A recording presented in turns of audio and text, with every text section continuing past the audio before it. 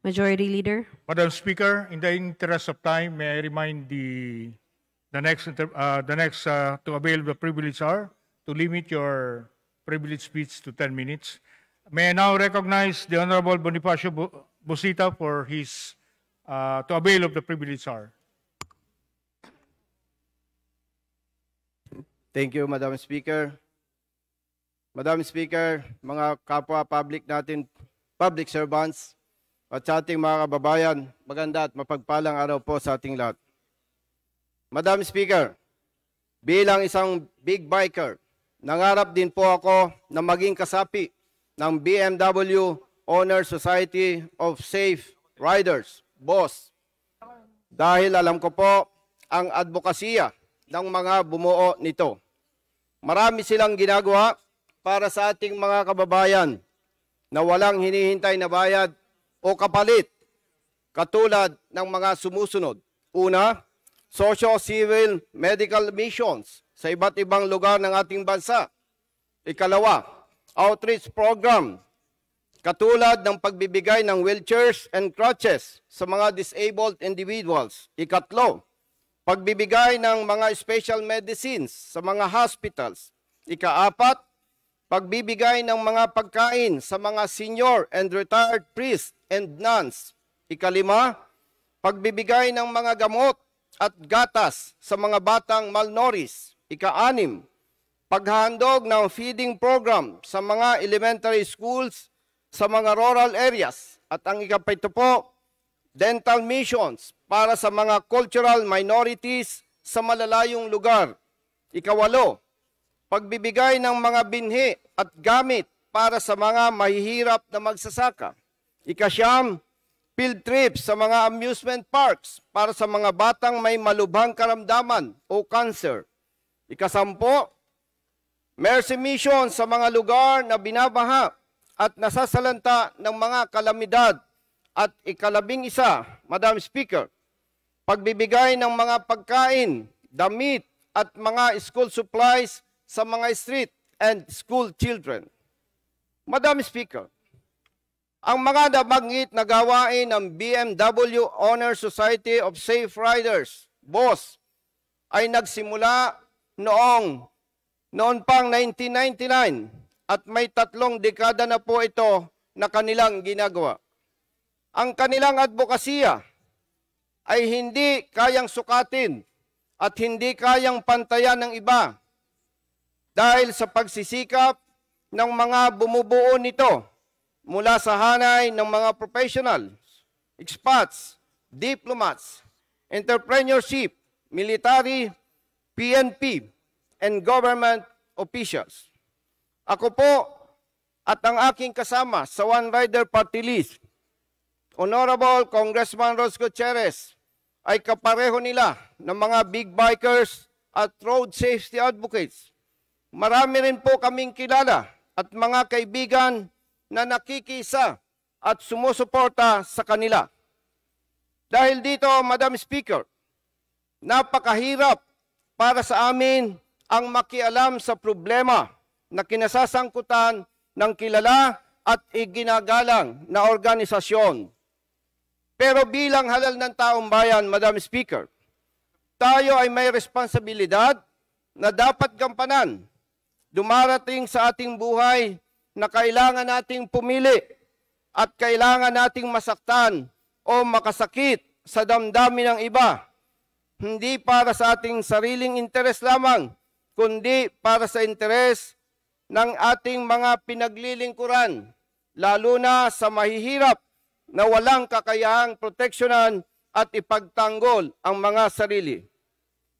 Madam Speaker, ang Philippine National Police ay nakapagtala po ng 19 na vehicular accidents na kinasasangkutan ng ilang mga big bikers na nakilahok sa ginanap na Boss Ironman Motorcycle Challenge nitong nakarang February 2024. 5 sa Region 1, 8 sa Region 2, 4 sa Region 3, 1 sa Region 10, at 1 po sa Region 11.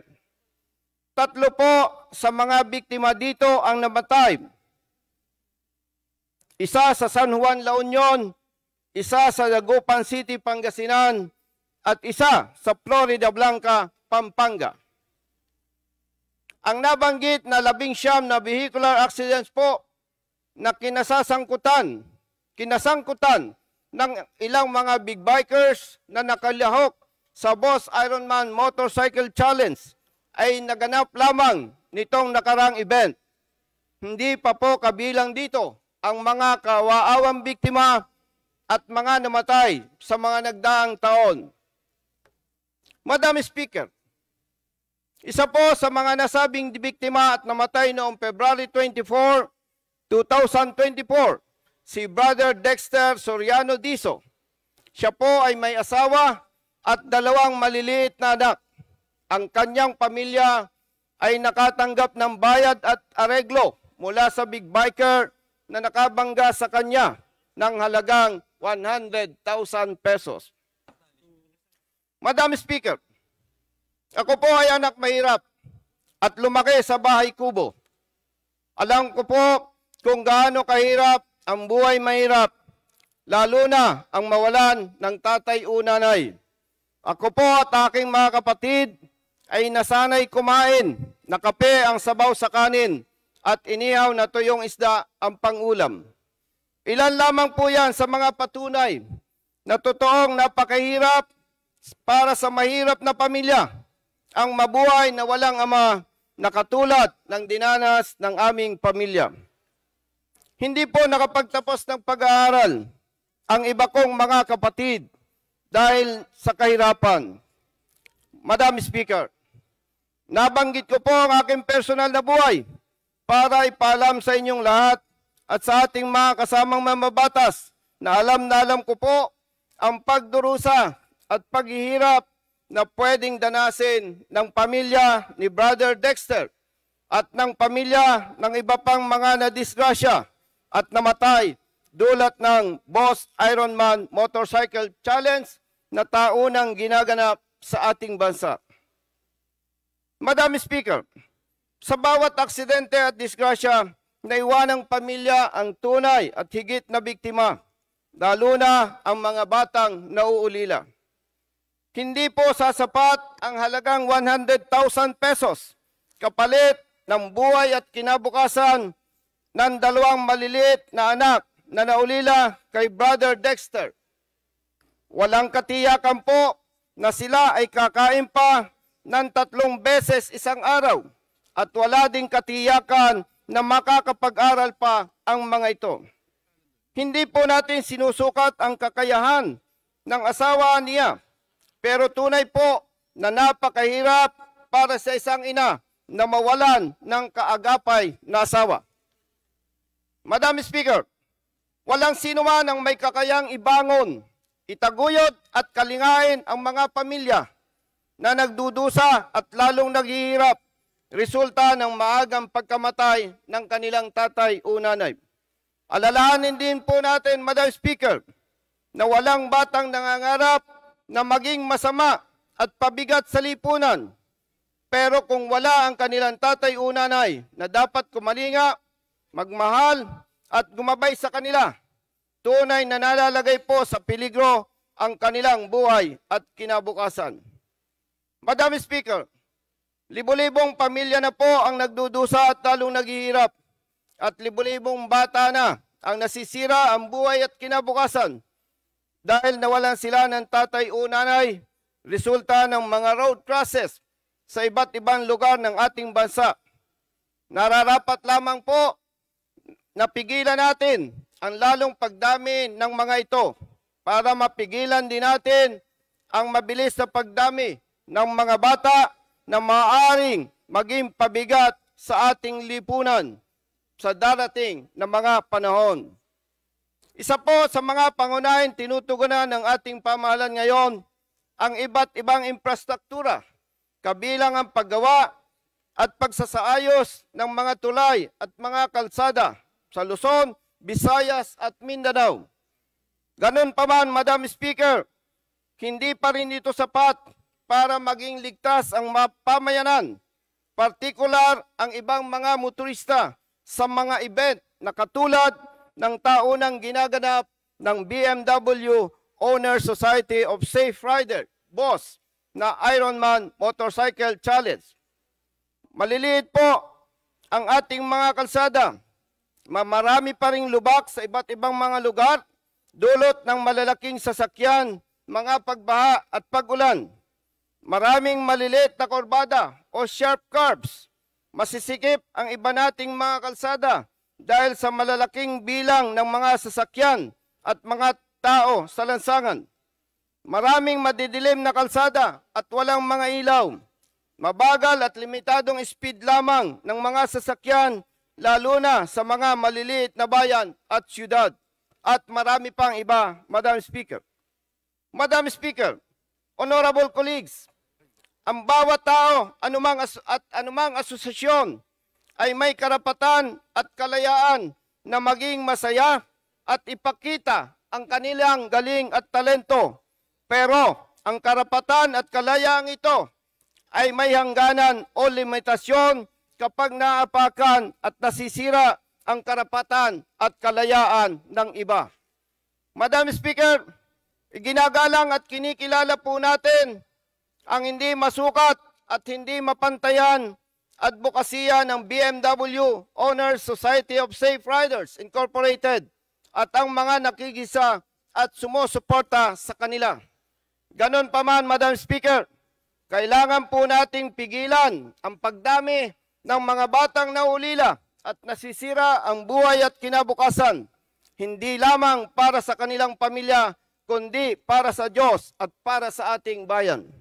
Kaugnay po nito, hiniling po natin ang suporta at pakikisa ng mga kapwa natin mambabatas at ng mga bumubuo ng BOSS Ironman Motorcycle Challenge para sama-sama nating tugunan ang problema po na aking ipinahayag. Madam Speaker, sa inyo po at sa ating mga kasama, maraming salamat po at mabuhay tayong lahat na may pag-ibig sa kapwa at sa ating bayan. Majority Leader. Madam Speaker, I move to recognize the Honorable Rudes Gutierrez for his interpellation. The Honorable Gutierrez is hereby recognized. Thank you, Madam Speaker. Madam Speaker, may we know if the distinguished gentleman from Cavite is willing to yield for some clarificatory questions? Yes, Madam Speaker, I yield for his interpellation.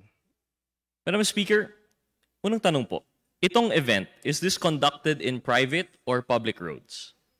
Madam Speaker, sinasagawa po ito sa pampublikong sasakyan, Luzon, pampublikong kalsada, Luzon, Visayas at Mindanao. Madam Speaker, so ibig po sabihin nito na may kasamang ibang motorista on the road habang ginagawa itong event and may mga pedestrians rin? Yes po, Madam Speaker. At ito po ay walang pinipiling oras. Madam Speaker, ito po ba ay ang unang Ironman or marami na pong event na nangyaring ganito? Madam Speaker, base po sa ating research, ito po ay may 3 dekada na itong BOSS Ironman Challenge. Madam Speaker, so sa 3 dekada po ito, is this the first time po na nagkaroon ng casualty? Madam Speaker, base po sa records na ating nakalap, hindi na po mabilang at totoong marami na po ang mga biktima ng mga aksidente na kinasasangkutan ng mga kapatid nating big bikers na nakikilaw dito sa ganitong event, Madam Speaker. Madam Speaker, nabanggit po ng distinguished sponsor na nagkaroon ng may isang victim na inaregloan ng 100,000. And I'm sure this is not the first and last instance of this. Yes, Madam Speaker. Madam Speaker, would the distinguished gentleman have an opinion kung sapat na po kaya ang 100,000 sa ganitong disgrasya? Madam Speaker, nakakalungkot pong sabihin na ibang mga kababayan tayo, mga kapatid natin, partikular ang ibang mayayaman, hindi naman po lahat, masyadong maliit ang pagtingin sa ating kapwa na parang ang tingin po nila sa halagang 100,000 pesos lamang ay sapat na para panagutan ang kanilang pagkukulang o pagkakamali sa mga ganitong event. Madam Speaker. Madam Speaker, I share in the sentiments of the distinguished sponsor. This particular event showcases the need for regulation. It appears that no amount of rules, kahit gaano katagal na po ito, palaging nagbabago ng kanilang rules, hindi po maiwasan yung mga aksidenteng ganito. It begs the question, where does the responsibility of the individual participant stop and the responsibility of the group as a whole begin? With that, Madam Speaker, I believe self-regulation is no longer enough, and I support the distinguished sponsor's call for an inquiry into the matter. Yun lamang po. Maraming salamat, distinguished sponsor, Madam Speaker. Majority Leader. Madam Speaker, I move to recognize the Honorable Richard Gomez for his interpellation. The Honorable Richard Gomez is hereby recognized. Thank you, Madam Speaker. I'd like to ask Congressman Busita if you can answer some questions. Yes, Madam Speaker. Ang tanong ko is, ano ho ba ang objective ng Boss Ironman? Bakit ho ba ito ginagawa on a yearly basis? Amanin, Madam Speaker, wala po ako sa posisyon para sagutin ang katanungan ng gentleman, Congressman Gomez, dito sa kanyang katanungan. Hindi po ako kasapi at ang aking pong pagkakaalam ay limitado lamang. And sa pagkakaalam niyo po, ilang taon na ho itong tumatakbo? Sa nakaraang event po, Madam Speaker, ang pagkakaalam po natin more or less 2,000 po ang participants dito sa nakaraang event. Sa tingin niyo ho ba sa dami ng participants nila, nakokontrol ho ba nila itong mga motorcycle riders na ito? Bago ko po sagutin, Madam Speaker, ang magandang katanungan, gusto ko pong ipalam sa ating lahat na nakita po natin ang pagsisikap ng mga organizers para iwasan ang mga itong naturang aksidente. Pero bilang big biker po at kayo din po mga motorista, kahit ano pa po ang guidelines na ating ipatupad, hindi po o wala mang sino man na makakapag-control sa bawat participants dito. Particular sa mga big bikers, alam po nating lahat na ang big bike po ay napakabilis tumakbo, lalong-lalo na sa mga expressway at hindi po mapigilan ng mga participants na yung kanilang performance sa expressways ay ginagawa din po nila sa mga pampublikong kalsada, particular po sa mga provincial roads, municipal and city roads, Madam Speaker. Dahil ang sinasabi dito, maaari niyo ho bang ulitin kung ano ho bang ibig sabihin ng BOSS or ng boss? BMW Owners. Yes, Madam Speaker. Ang ibig sabihin po ng boss is BMW Owners Society of Safe Riders, Madam Speaker. Parang, kung safe riding ho yung pinag-uusapan natin, bakit ho kaya every race na nagaganap sa kanila, ito ho ba race or event, every race na nagaganap, laging merong aksidente? Simply because, kung gusto ho natin kumarera, tama ho ba, Madam Speaker, kung gusto natin kumarera tayo sa racetrack, hindi sa kalsada. Dahil hindi natin kaya i-control yung mga pedestrians, hindi mo makokontrol for such a long time yung oras na lumalabas ang red light at ang green light, ang pagtawid ng mga aso, ng mga kalabaw, sa mga probinsya, sa mga highway. Tama ho ba? Tama po, Madam Speaker. Kaya napakaganda pong idea na sana po tulungan po tayo ng mga lokal na pamahalaan para maglabas po sila ng mga ordinansa na kung saan ay kanila pong ipagbabawal at kanilang poproteksyonan ang kanilang mga constituents sa kanilang mga nasasakupan, Madam Speaker. Napakarami, Madam Speaker, ng mga aksidente na nangyari. And who is to blame?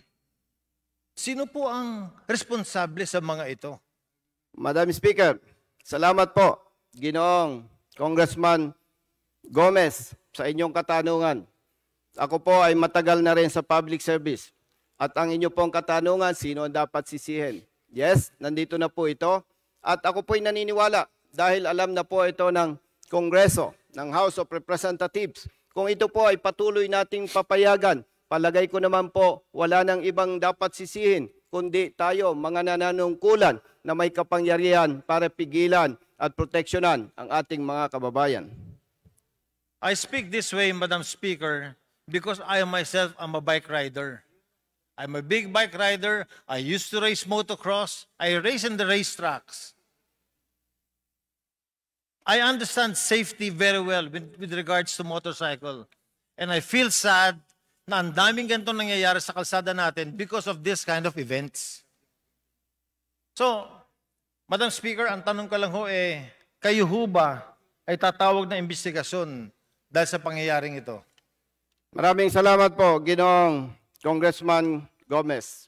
Yes po, tayo po ay hihingi ng tulong sa Kongreso sa pamamagitan po ng mga concerned committee para po ito'y matalakay at sama-sama nating mabigyan po ng kaukulang atensyon. At iimbitahan din po natin ang mga kasapi, organizers ng BMW Honor Society of Safe Riders. Madam Speaker. Pag natuloy po ang inyong investigasyon, asahan niyo po na sasamahan ko kayo.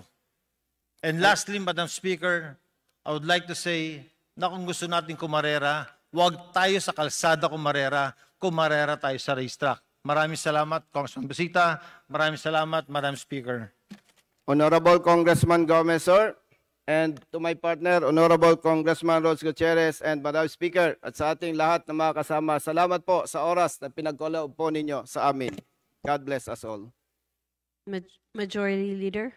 Madam Speaker, I move that the privileged speech of the Honorable Busita as well as the interpellations of the Honorable Gutierrez and Gomez be referred to the Committee on Rules for its appropriate action.